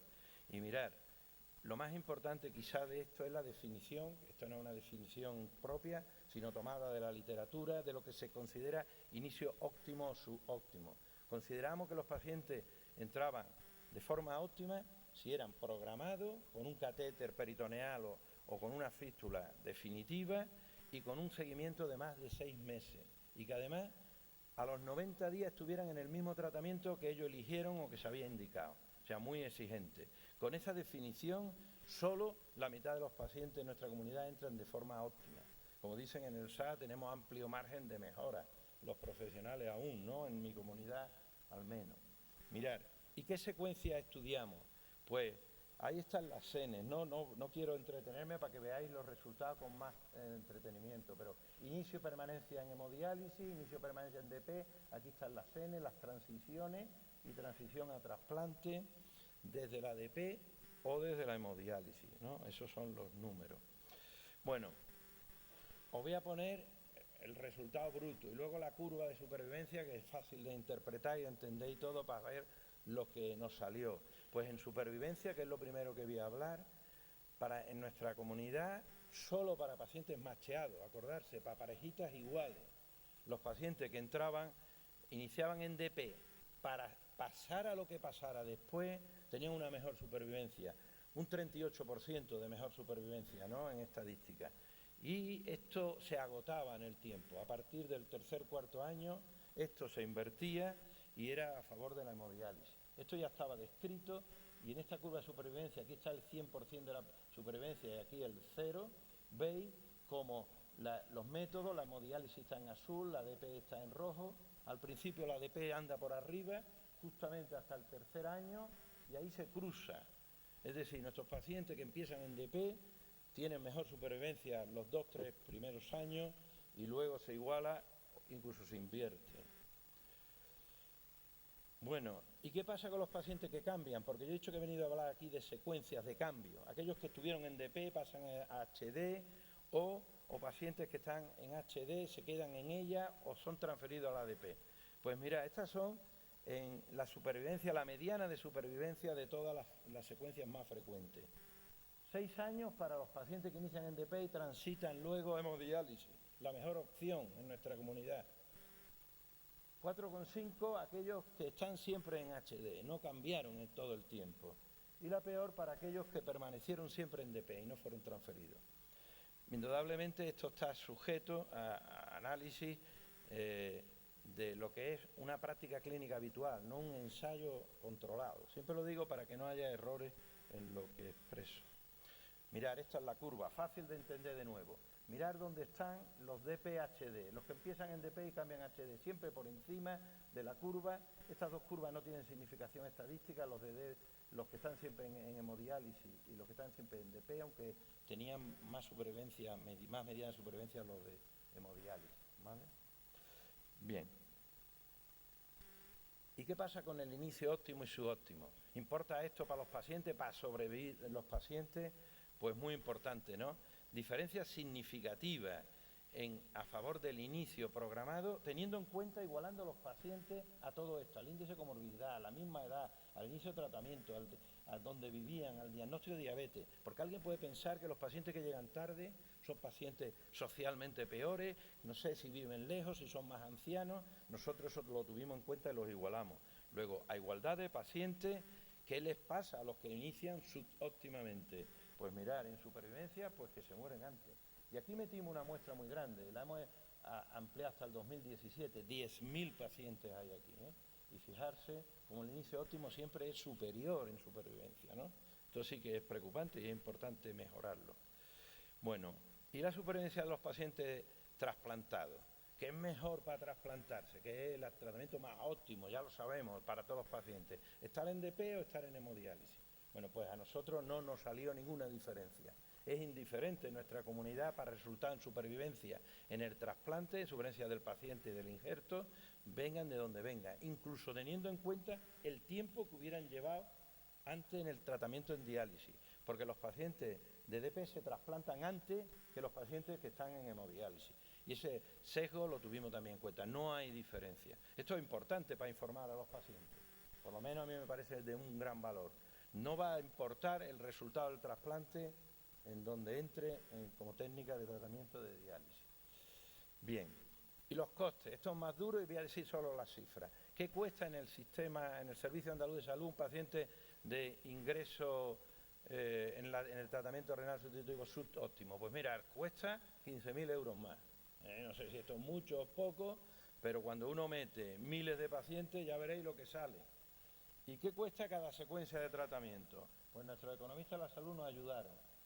La más cara hemodiálisis siempre. Bueno, perdona, Lo más eficiente, ya lo sabéis, es que toque el paciente el trasplante.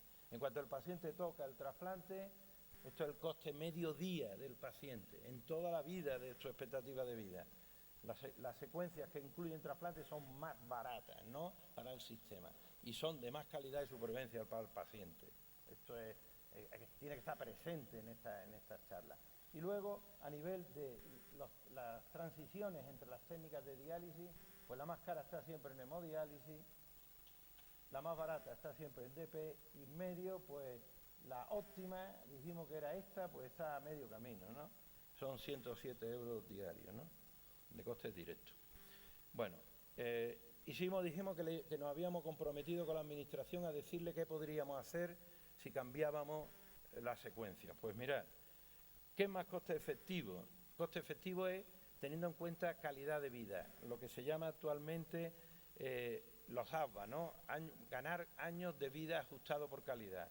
Pues mirad, lo más costo efectivo es iniciar en DP y cambiar al 4.º año hemodiálisis, porque coincide la mejor supervivencia con unos costos ajustados mejor. Y esto es lo que expresan estas dos estrategias que hicimos. Y esto es mejor que iniciar y permanecer en la misma técnica, porque para la DP es más barato, pero se pierden años de vida. Luego el barato se condiciona a peor AVA, y estar en hemodiálisis es más caro, sencillamente, y no mejora la supervivencia. Por tanto, es necesario programar. También hablabais algunas de ustedes. Hay que programar la transferencia en cuanto a resultados y en cuanto a coste del sistema. Bien, y solo estoy acabando. ¿Cuánto margen el ahorro del Servicio Andaluz de Salud? Quisimos hacérselo. Le hicimos las cuentas a los pagadores. ¿Os acordáis lo que os dije? Los que gastan o los que consumen, los que gastamos, pues los que pagan. Le dijimos que si éramos capaces de incrementar la manera óptima de los pacientes, podríamos ahorrar, como veis ahí, si lo incrementamos en un 25%, en estos años en el Sistema Andaluz de Salud se hubieran ahorrado 12 millones de euros. Y si hubiéramos aumentado un 50% ese inicio óptimo, que nuestra comunidad es solo del 50%, hubiéramos ahorrado 23 millones. ¿Y qué pasa si incrementamos la ADP? Pues mirad, si incrementamos la ADP un 10%, somos capaces de ahorrarle al sistema 11 millones en Andalucía, con los números andaluces. Y si consiguiéramos un 30, un 23. Sepáis que Andalucía es la penúltima comunidad en utilización de la ADP de España. Así que yo he hecho mucha ADP en mi vida, pero también reconocemos la situación. Bueno, y con esto termino. No sé cómo he corrido bastante lo que he podido, por lo menos, y con esto son las recomendaciones. Mirad, recomendaciones para profesionales sanitarios. En la presentación que os dejo hay un link donde podéis tener acceso al informe completo y se puede uno empapar de algunos datos que es imposible que yo pueda explicar en 15 minutos. También están las recomendaciones para los pacientes, lo que hemos creído adecuado para decir a los pacientes y lo que hemos considerado a los decisores en salud, a los que toman decisiones. Pero a ustedes y a mí, lo que me importa es que sepáis que al paciente hay que informarle y compartir decisiones con él. Las decisiones, la información no es neutra. Yo no me canso de decir esto. No vale darle un folleto, decirle, y sois ustedes, la enfermería, la que tenéis esa responsabilidad. Hay que acompañar al paciente. A mí me gusta mucho más que libre elección, me gusta más toma decisiones compartidas. Yo tomo la decisión contigo, no me quedo detrás de la mesa de despacho y allá tú lo que dices, ¿no? Luego es necesario, por lo menos en nuestra comunidad y supongo que en otras comunidades, promover y facilitar el inicio óptimo. Ahí hay un amplio margen de mejora para la supervivencia y para los costes. Y luego también quizás es importante saber que la secuencia, el orden de la secuencia que se utiliza en el tratamiento renal sustitutivo importa. Y no es lo mismo empezar por un sitio y seguir por otro. Esto muchos lo intuíamos, pero este estudio, que es bastante robusto, parece que lo demuestra. Es mejor empezar por DP, luego transitar a hemodiálisis o al trasplante que hacerlo de otra manera. Y algo obvio que llevamos todos los nefrólogos y toda la enfermería nefrológica haciendo hace mucho tiempo, hay que masivizar la probabilidad de trasplantar a la mayor parte que podamos de pacientes. El trasplante es la opción de más calidad en supervivencia, en resultado en salud y también lo es en costes. Y muchas gracias.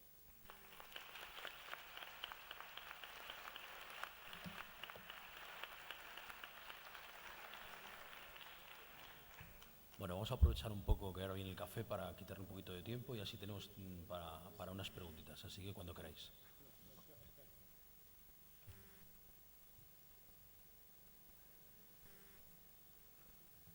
Yo creo que el problema es que todos nuestros ponentes han sido extraordinariamente didácticos y han dejado las cosas muy claras, pero siempre habrá alguna duda que se haya planteado o algún comentario que queráis hacer.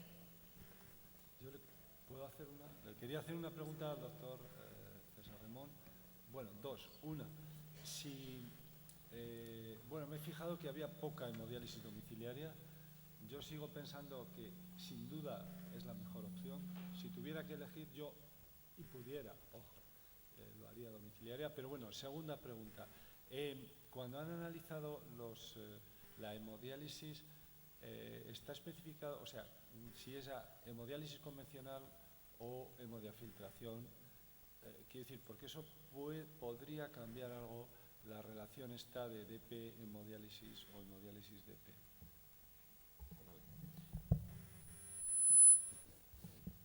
Este es un estudio que es la práctica clínica habitual de la comunidad. Es un estudio de cohorte de lo que ha pasado en Andalucía durante 8 años.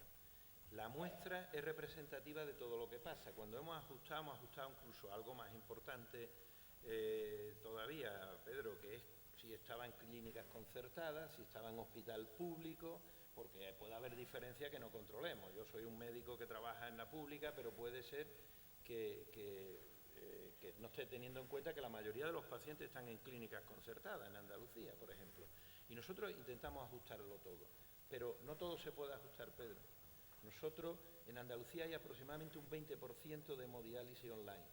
Es el que está ahí, formando parte de ese 20%. También para los costos están hechos sobre la población macheada, es decir, sobre los 1000 pacientes que eran iguales, porque siempre en los pacientes no comparables puede haber costos excesivos o bajos. Luego, es una media estadística. Yo no me canso, porque los resultados son, como dicen mis compañeros los estadísticos, robustos. Pero esto no es un controlado randomizado, esto es lo que ha pasado en Andalucía. Esto es importante, ¿no? Saber lo que ha pasado con nuestro trabajo los 8 años anteriores y que aprendamos un poco de lo que podemos mejorar. Pero en ningún caso la pretensión puede ser extrapolar esto como una verdad absoluta de un estudio que no es un randomizado. Sí tiene en cuenta la online.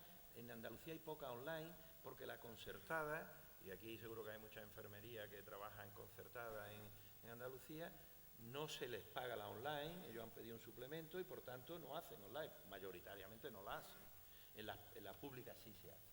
Luego está poco representada probablemente con otras compañías, con otras comunidades. ¿Puede esto cambiar los resultados? Probablemente sí, pero yo no puedo decirte más que probablemente sí. Esta es la calidad de lo que se hace allí. No sé si me preguntaste algo. Veo 2 preguntas en la sala. Hola, buenos días. Soy Miguel Núñez del Hospital Universitario Central de Asturias.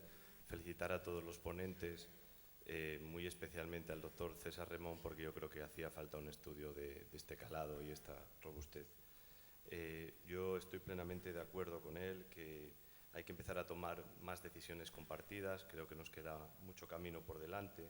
Y lo que sí que me llama la atención, lanzo esta pregunta a toda la mesa, especialmente a Sonia Benito, que cuando el paciente tiene que tomar la decisión empieza por ERCA, pero luego cuando su terapia renal falla, por ejemplo en trasplante, se le devuelve a la técnica que venía utilizando a lo mejor hace 10 años.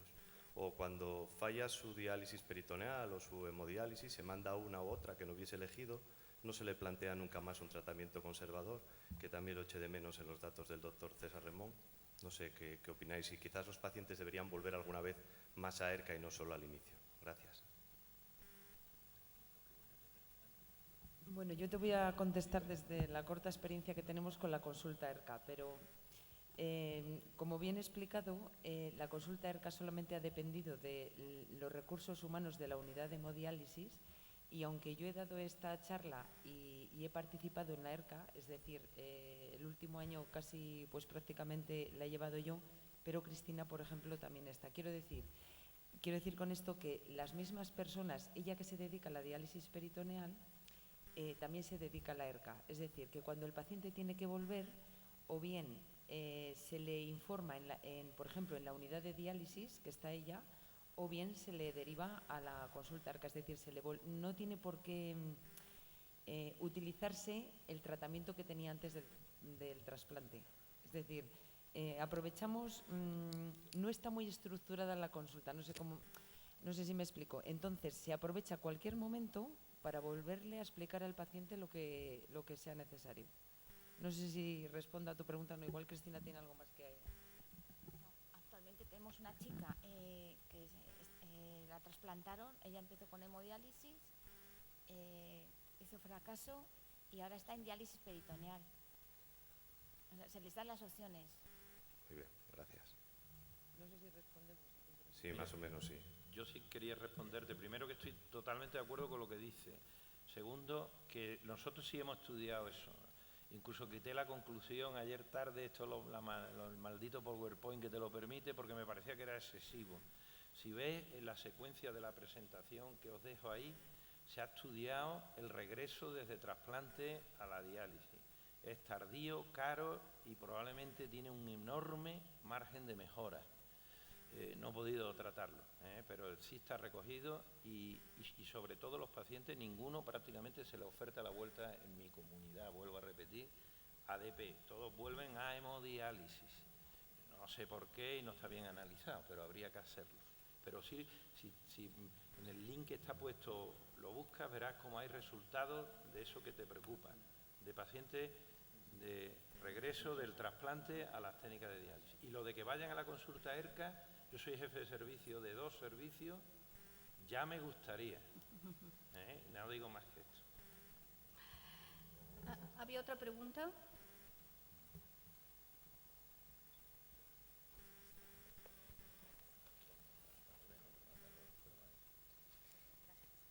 Hola, buenos días. Yo quería preguntar con respecto al coste que se ha valorado de los enfermos en hemodiálisis. Si no me equivoco, son todos relativos a enfermos en hemodiálisis en centros hospitalarios o en centros concertados. Pero no se ha valorado el coste de esos mismos enfermos en hemodiálisis domiciliaria, que si no me equivoco el coste es bastante menor. Además, la calidad del enfermo en hemodiálisis domiciliaria permite realizar mayor número de sesiones de hemodiálisis a lo largo de los días, aunque el número de horas sea exactamente el mismo. Esa era mi cuestión. Gracias.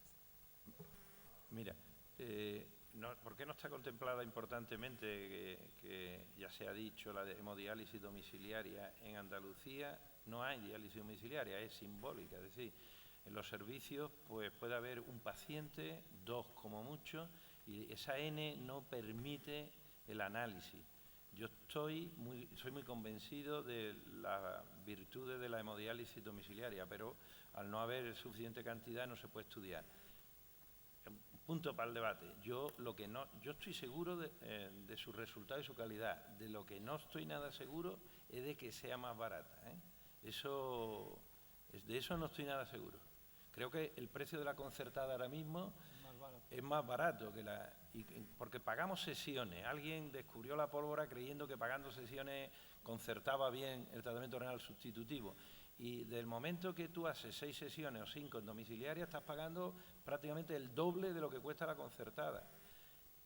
Que todo no es dinero, que siento que los costes estén ahí. Creo que hay que buscar coste-utilidad. Por eso he puesto lo de los ASVA. Hay que buscar calidad. Y la hemodiálisis domiciliaria probablemente da más calidad y, por tanto, habría que ajustar los costes a la calidad y no fijarse solo en los euros, ¿vale? Una cosilla, solamente añadir que, lógicamente, la hemodiálisis domiciliaria permite mejor control del enfermo en un montón de comorbilidades, como, por ejemplo, el problema con el fósforo, etcétera. Entonces, lógicamente, condiciona que sus ingresos, sus reagudizaciones en otras patologías sean menores, los ingresos sean menores, la calidad de vida sea mejor, ¿no? Claro, muy interesante. Los costes aquí son costes directos, es decir, relacionados con el tratamiento. Y tú hablas de costes indirectos, que son los costes sociales. Eso es muy difícil de calcular. Y yo puedo estar de acuerdo contigo en todo lo que dices, pero no están medidos aquí. Aquí se han medido costes directos, lo que cuesta hacer diálisis, la hospitalización, el acceso vascular, la sesión, el filtro, la bolsa de diálisis, pero no los costes sociales, que son los que tú hablas y que son tan o más importantes, ¿de acuerdo? Bien, creo que hemos consumido todo nuestro tiempo. Solo nos queda agradecer a los ponentes todas sus presentaciones, muy especialmente al doctor Abaigar y al doctor Remón, porque han prolongado su trabajo en el Congreso y eso es de agradecer. Entonces, simplemente como resumen de la mesa, decir lo importante que es que pacientes, familias, profesionales formemos equipo, que se tomen decisiones conjuntas, que cualquier forma de tratamiento tiene que ser extraordinariamente exigente, y esto me parece que ha quedado muy demostrado con las explicaciones que nos han dado sobre la hemodiálisis. Tenemos que ser exigentes, se tienen que cumplir los tiempos, eso es muy importante. Y por último, que hay que reflexionar sobre los resultados que obtenemos y tomar decisiones con respecto a las pruebas que tenemos, que eso es muy importante. Muchísimas gracias a todos.